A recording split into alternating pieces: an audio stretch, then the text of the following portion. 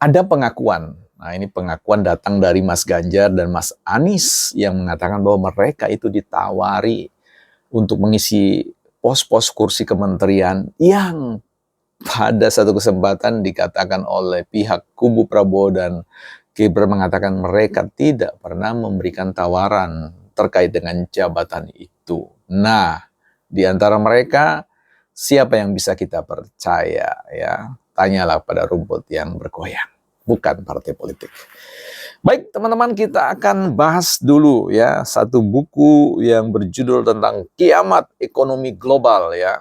Kiamat ekonomi global dari seorang penulis atau penasehat ekonomi para presiden Amerika Serikat di dua kubu. Wah, ini di dua kubu, bukan di satu kubu ya. Ini menarik ya. Yang tentu kita lihat ini sebagai ilmuwan tulen ya, artinya pure sebagai seorang teknokrat, sebagai seorang expert di bidang ekonomi dunia ya. Baik, di dalam buku ini salah satu buku yang direkomendasikan oleh mantan Ketua Federal Reserve Alan Greenspan, yaitu buku yang sangat penting dan sangat berwawasan ya. Baik teman-teman, di halaman 107, di situ saya menemukan ya ungkapan pernyataan atau pikiran ketika modal menjelajahi dunia. Ketika modal menjelajahi dunia, mencari pengembalian terbesar relatif dengan keamanan, begitu pula lah perusahaan global menikmati kemampuan memilih cara operasinya bergantung pada kondisi regulasi dan hukum, sekaligus juga hubungan antara resiko dan imbalan. Nah, ini pergerakan capital drain ya.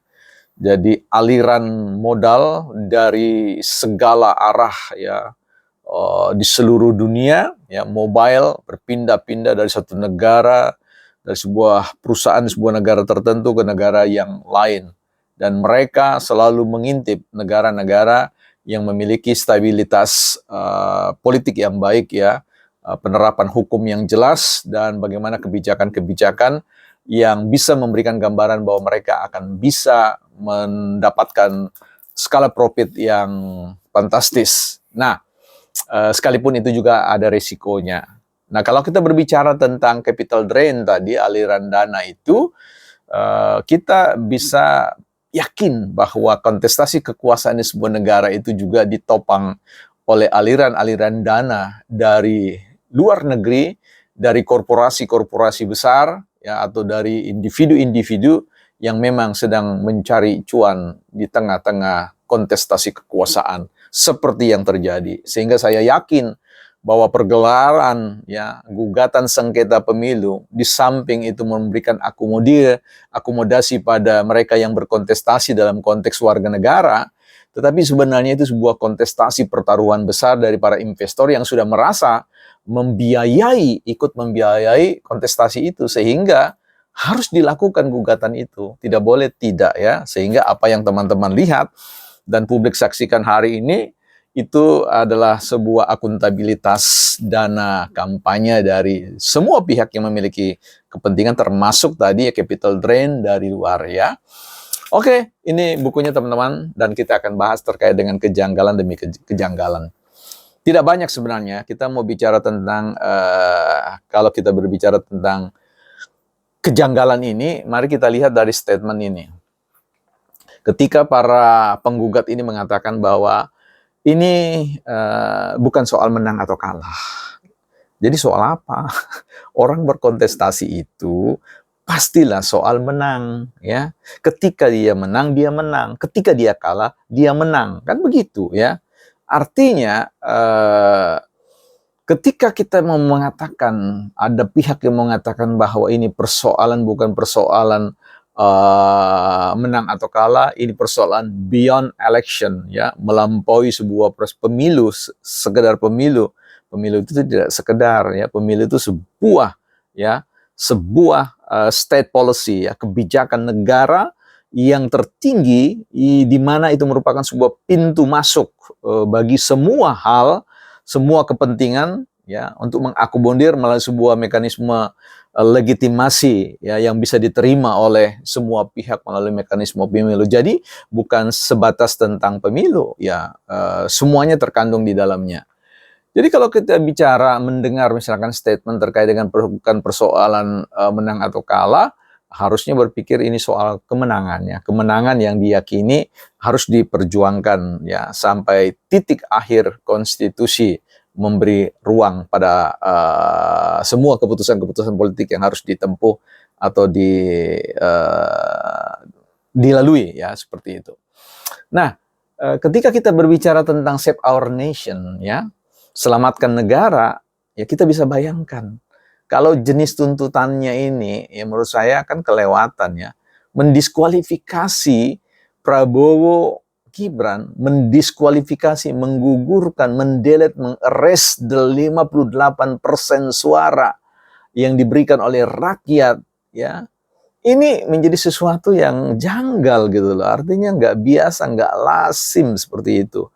Ya, ini suatu permintaan, permohonan yang ugal-ugalan ini kalau bicara begitu. Coba kita refleksi sedikit dengan statementnya Abraham Lincoln yang mengatakan bahwa the ballot is stronger than the ballot. Ya, artinya dia mengatakan bahwa kertas suara itu jauh lebih kuat daripada peluru. Ya, amunisi apapun yang mau ditembakkan di dalam sengketa itu tidak bisa akan mengalahkan yang namanya the ballot, ya, suara rakyat yang diberikan 58%. Apapun klaim atau tuduhan-tuduhan terkait dengan narasi-narasi kecurangan, pengerahan infrastruktur negara, dan seterusnya, saya kira itu tidak lebih kuat dari ballot ya, itu hanya ballot ya, itu hanya peluru-peluru yang ditembakkan yang bisa dirontokkan oleh legitimasi suara publik yang 58% itu. Jadi sulit rasanya seperti itu. Tapi coba kita lihat dari perspektif yang lebih lagi dari itu. Kalau memang cita-citanya save our nation, save our country, ya logikanya di mana ya? Ketika ingin mendelete, mendiskualifikasi Prabowo dan Gibran, apakah kemudian negara kita akan aman-aman setelah itu dan kemudian dua kontestan ini melenggang, menari-nari di atas pemilu berikutnya, dan kemudian Prabowo dan Gibran duduk manis dan semua 58% suara itu kemudian mendoakan kontestasi paslon 1 dan 3, impossible. Potensi kerusuhan itu besar ya. Bisa jadi sign quote kiamat ya. Kiamat apa ya? Ya pokoknya kacau lah, chaos lah seperti itu. Artinya tidak mungkin ya Prabowo dan Gibran dan semua pendukung-pendukungnya dan juga 58 suara yang memberikan 58% suara itu kemudian tinggal diam. Ini kan namanya chaos. Cita-cita ingin menjadi apa yang disebut dengan statesmanship ya atau statement negarawan ya. Bicara tentang statesmanship atau kenegarawanan jauh panggang dari api itu kalau kemudian hanya membaca bahwa persoalan ini adalah memenangkan sengketa dan mendiskualifikasi Prabowo dan Gibran, itu tidak berpikir tentang masa depan negara. Di depan mata kita pemilu sudah usai, kita mampu menghemat triliunan, puluhan triliun negara, uang negara, kas negara, anggaran negara yang bisa dialokasikan untuk membangun sebuah daerah ya, membangun jembatan, membangun rumah sakit, membangun sekolah-sekolah. Itu semua ya. Kalau bicara tentang statesmanship ya, kenegarawanan, harusnya melihat pada jangkauan itu. Belum lagi ditambah pada persoalan bahwa pemilu ini otomatis akan berkorelasi dengan masa jabatan presiden ya. Dan ada banyak hal-hal yang kemudian kerumitan-kerumitan yang akan kita hadapi ya. Nah, kalau memang cita-citanya save our nation ya, saya kira yang harus dilakukan adalah tidak perlu harus berpikir mendiskualifikasi. Ya, jalani saja proses persidangan itu dengan baik, hadirkan saja bukti-bukti. Kalau memang kubu Prabowo dan Gibran curang, ya silakan diputuskan. Mungkin kita ulangi dan kemudian bagaimana kita bisa langsungkan dengan jauh lebih baik-baik. Tapi kalau kemudian memunculkan sebuah narasi-narasi yang jauh sebelum masuk ke ruang sidang itu sudah membuat sebuah keputusan sendiri ya, sehingga terlihat bahwa kehadiran di Mahkamah Konstitusi itu, sengketa Pilpres itu bukan mencari keadilan, tetapi sebatas mencari dukungan ya, bukan partai politik.